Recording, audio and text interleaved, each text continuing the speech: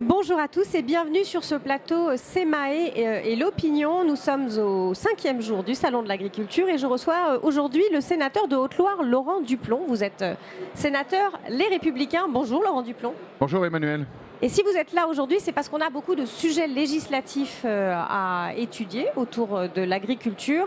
Vous êtes une des chevilles ouvrières d'un des textes les plus en vue du moment qui est actuellement en travail, qui est la proposition de loi. Alors elle a un long nom, la proposition de loi visant à lever les contraintes à l'exercice du métier d'agriculteur. Vous la portez avec votre collègue de la Meuse, Franck Menonville, on va y revenir.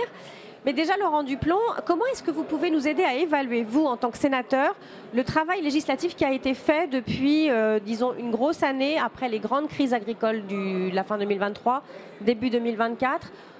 Il y avait des demandes agricoles qui ont été faites pour faire évoluer la loi. Où est-ce qu'on en est de tous ces chantiers ? Alors d'abord, c'est vrai que les manifestations agricoles, elles datent déjà d'un peu.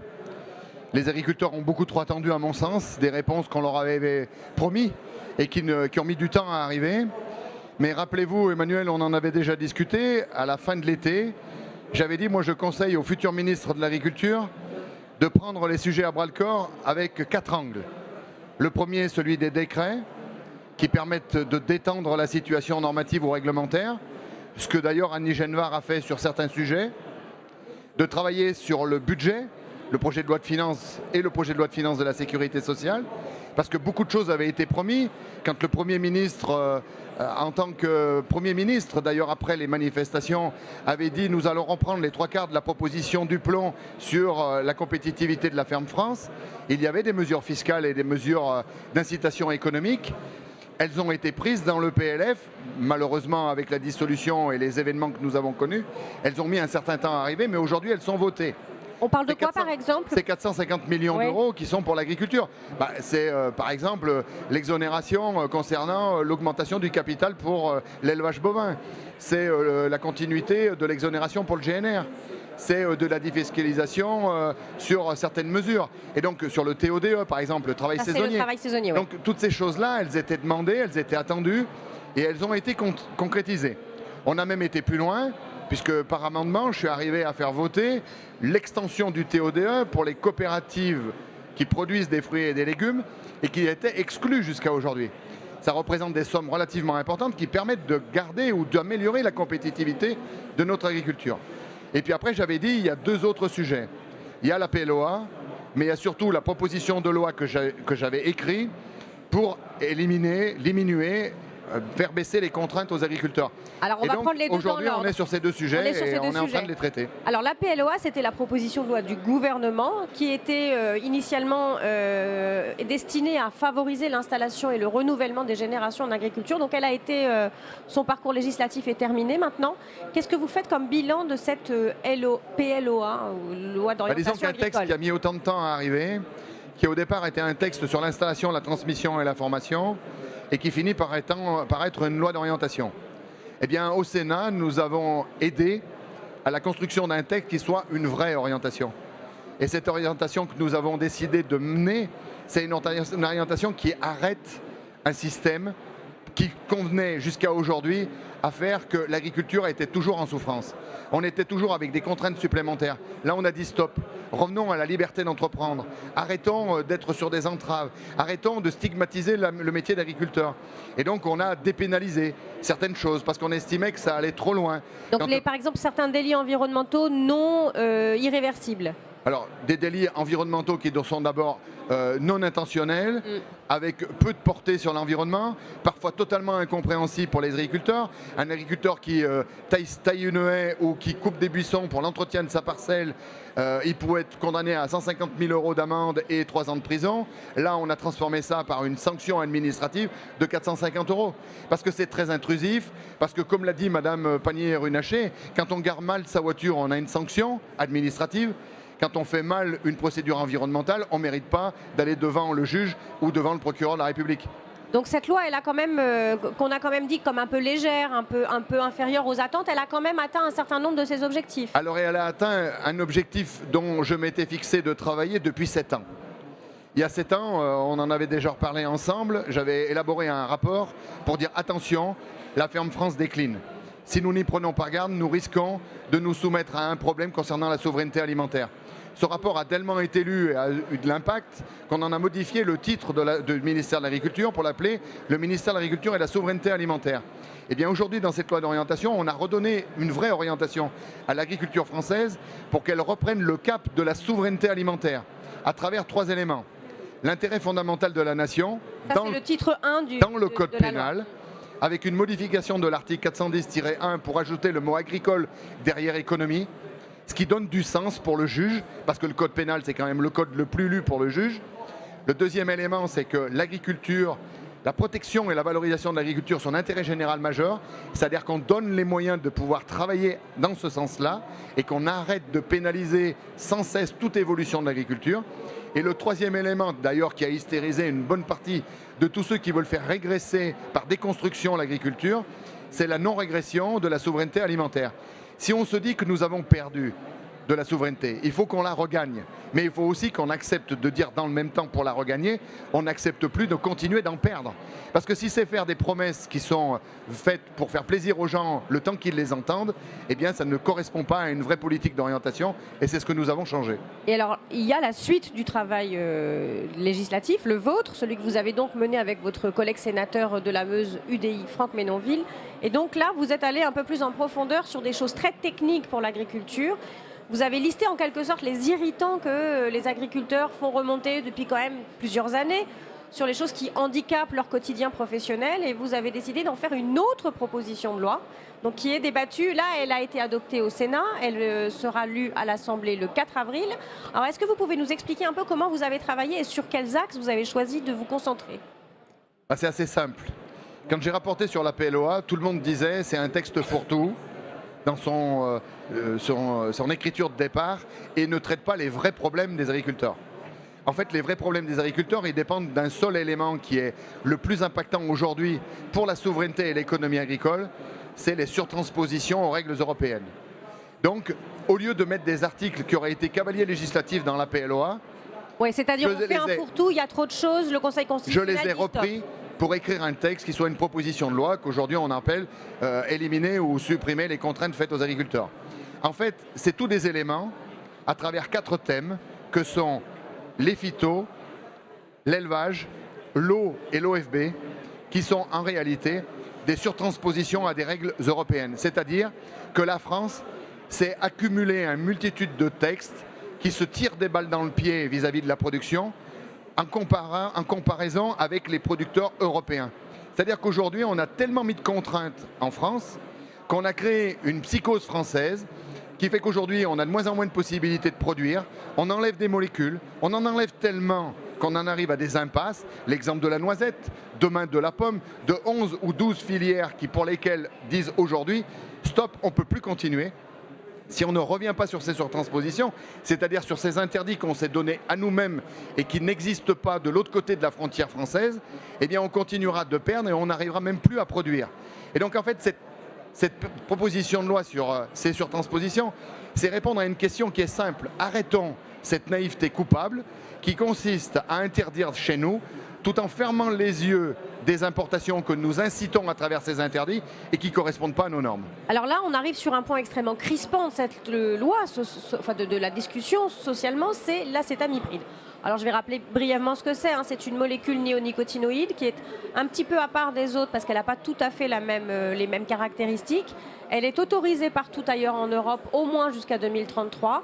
L'ANSES dit que ce n'est pas une molécule qui est très préoccupante pour les pollinisateurs et pour les abeilles. Elle a une labellisation abeille. Et pour autant, elle a été interdite par la loi en France. Et un des objectifs de la loi que vous portez, c'est de réintroduire cette molécule dans les exploitations parce qu'on en a besoin et que nos concurrents européens l'utilisent. Est-ce que vous pensez que cette disposition qui est clivante, qui est polémique dans le débat public, a une chance de parvenir au bout ? Alors je ne sais pas si elle a une chance de parvenir au bout parce que je ne voudrais pas faire un jeu de... Oui, on n'est pas au poker, bon, voilà, on est d'accord. De poker pour savoir si les députés vont la voter ou pas. Ce que je sais, c'est qu'aujourd'hui, quand j'entends les filières qui sont aujourd'hui dans l'impasse, l'exemple de la noisette, qui voit perdre la moitié, pour dire plus, de ses rendements, et donc une situation qui est insoluble économiquement.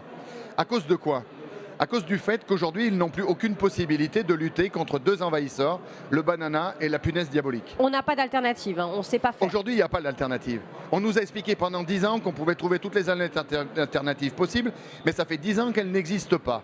Donc à un moment, soit on se dit, on accepte de perdre des filières entières, la noisette, la pomme, le kiwi, et j'en citerai pas mal, ou on arrive à réagir et on se dit, il y a 26 pays sur 27 qui autorisent une molécule.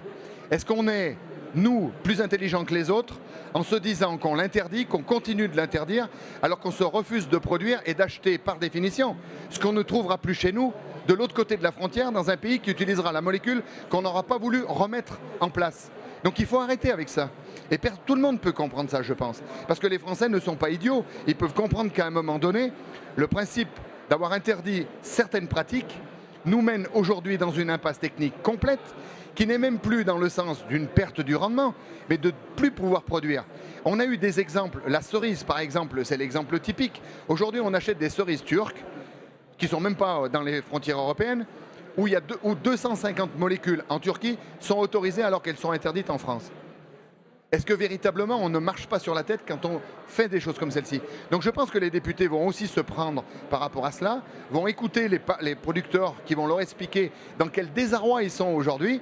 Et je pense qu'en toute conscience, ils seront obligés de se dire que cette question de réintroduction, il faut se la poser.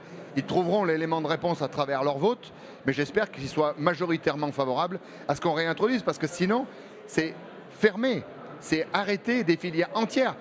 Le fruit préféré des Français, c'est la pomme.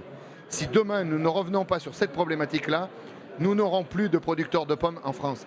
Ils n'arriveront plus à tenir la capacité qu'a la Pologne d'envahir les marchés. Et ça n'exclut pas tout de même de chercher des alternatives à ces produits pour faire sans doute mieux. Alors vous avez tout à fait raison. Ce que nous avons voté dans la loi au Sénat concernant l'acétamipride, ce n'est pas une réintroduction totale, c'est une dérogation suivant des cultures, suivant un usage et suivant un délai. Ça veut dire en clair qu'il faudra que la filière prouve qu'elle n'a pas d'alternative, ce qui est le cas de 11 ou 12 filières aujourd'hui en France.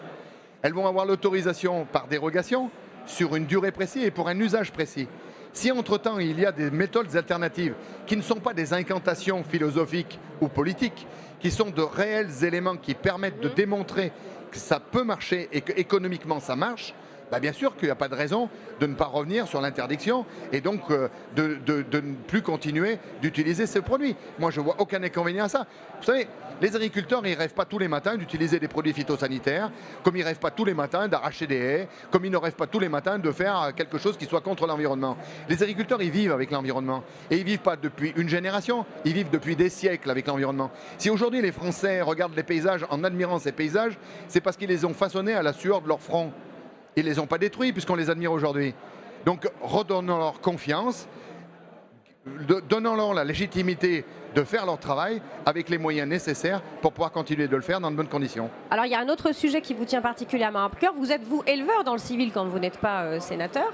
C'est l'installation des élevages. On sait qu'en France, c'est compliqué d'installer un élevage. Alors, pas forcément les élevages bovins, ça va, mais par exemple les élevages de volailles, les élevages de porcs, ça pose des problèmes. Là aussi, il y a des surtranspositions, c'est-à-dire que les règles, les autorisations sont plus compliquées à obtenir et avec moins d'animaux par rapport à ce qui se passe chez nos voisins européens. J'espère que je résume bien. C'est exactement ça. Là aussi, vous avez l'ambition de déverrouiller un petit peu ces installations parce qu'on a cette question de renouvellement des générations, d'alimentation d'une consommation, par exemple, de volailles qui ne cesse pas d'augmenter et nos importations avec puisqu'on ne produit pas plus de volailles ici.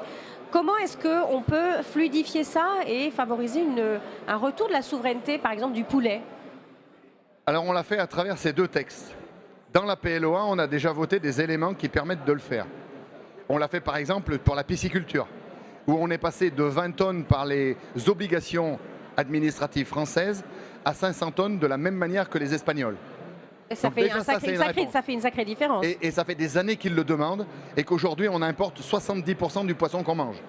Donc à un moment donné, il fallait trouver ces alternatives et cette solution-là. Aujourd'hui c'est fait à travers l'article 17 de la PLOA. Dans l'article 13, ce que j'ai voulu faire et ce que nous sommes arrivés à voter, c'est de détendre la situation des seuils correspondant à la déclaration et à l'enregistrement. Ce que vous démontrez par le manque d'installation, c'est qu'aujourd'hui on a tellement de contraintes administratives, enquêtes publiques et autres, qui font que ça désarme les agriculteurs avant même de porter leur projet. Donc déjà le premier point, c'est de leur laisser la possibilité de dépasser le seuil dans un pourcentage de 15% et de ne plus être dans la possibilité d'être condamné à 75 000 € d'amende et à 1 an de prison et de revenir simplement sur une sanction administrative de 450 €. Ce qui permet aux agriculteurs de ne pas être sans arrêt en train de regarder le nombre, par exemple de 150 vaches, et qu'à 152 vaches, ce n'est pas des délinquants, et qu'à un moment donné, on arrête de les stigmatiser à travers ça. Le deuxième élément, c'est qu'à travers la proposition de loi que j'ai écrite et qui a été votée au Sénat, on a fait deux choses. On a supprimé les contraintes, ou on a permis de supprimer les contraintes qui sont des surtranspositions, qui ont été votées dans la loi Industrie verte. C'est la suppression des 2 débats à l'entrée de l'enquête publique et à la fin de l'enquête publique. C'est la possibilité de rendre facultative la réponse aux multiples demandes qu'il pouvait y avoir de groupes écologistes et autres tout au long de l'enquête publique et qui perturbent psychologiquement l'agriculteur. Et puis qui ralentissent considérablement les processus. Et c'est la possibilité pour le préfet, comme pour les 2 débats, de diminuer la durée de l'enquête publique. Le deuxième élément, c'est qu'on a l'assurance par le vote du Sénat, s'il est confirmé à l'Assemblée nationale, qu'à partir du 1er septembre 2026, nous serons soumis au même seuil que le reste de l'Europe. Ce qui veut dire que pour votre question très précise sur le poulet, aujourd'hui en France, vous êtes soumis à autorisation ou du moins à des démarches administratives très compliquées à partir de 30 000 places. Demain, avec le 1er septembre, si les choses restent de la même manière, nous aurons les mêmes règles que les autres pays européens qui ont les mêmes contraintes que nous à partir de 30 000 pour une construction à 80 000 places. C'est ça qu'il faut que nous fassions. Parce que sinon, nous empêchons tout le monde de construire un bâtiment. Et d'ailleurs, tous ceux qui sont contre les constructions de bâtiments, une minorité qui terrorise la majorité, se servent de tous ces éléments-là pour désarmer tout projet. Et d'ailleurs, ça marche tellement bien qu'aujourd'hui, on n'a plus de construction de bâtiments, ou presque, en France. Ce sera ma dernière question. Laurent Duplomb, vous êtes persuadé qu'on peut encore réarmer l'agriculture française et aussi l'agriculture européenne dans le grand mouvement géopolitique qui est en train de se produire? Il faut qu'on la réarme. Est-ce que c'est encore possible?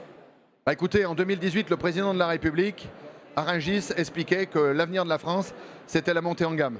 Ce n'était plus se consacrer à la production de tous les produits permettant de nourrir tous les Français, mais c'était simplement de se dire on va monter en gamme et, entre guillemets, il ne l'a pas dit, mais c'est ce que ça voulait dire, on importera tout ce qui nous manquera.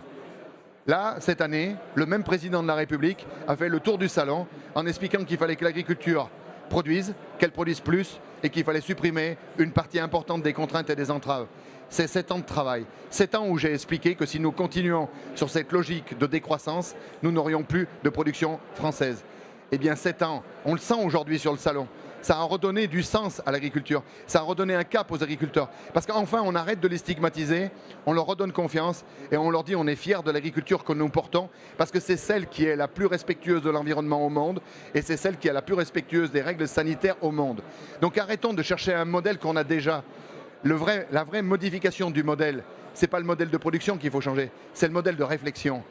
Au lieu d'être dans les incantations et d'en chercher quelque chose que l'on a déjà, et bien au contraire, donnons confiance, redonnons la légitimité aux agriculteurs de parler de leur métier et arrêtons et lâchons-leur la grappe sur les contraintes et sur les entraves. La suite du débat, elle aura lieu à l'Assemblée nationale à partir du 4 avril autour du projet de loi que vous portez. Merci beaucoup Laurent Duplomb d'être venu nous expliquer dans les détails votre travail. Je vous souhaite une bonne journée sur le Salon de l'Agriculture. Bonne journée à vous aussi. Quant à moi, je vous retrouve demain ici au même endroit et à la même heure avec Véronique Louwagie, la ministre déléguée au PME et nous parlerons notamment de compétitivité agroalimentaire. Je vous souhaite une bonne journée sur le Salon de l'Agriculture.